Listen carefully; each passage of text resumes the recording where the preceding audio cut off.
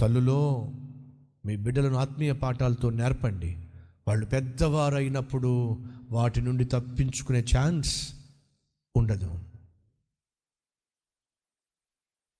సాధారణంగా కొన్ని ఇళ్లల్లో బిడ్డలకు నేర్పిస్తారు, ఏంటో తెలుసా, బూతులు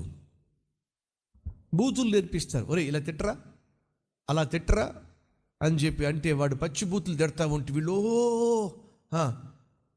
అదేమీ నవ్వు అర్థం కాదు.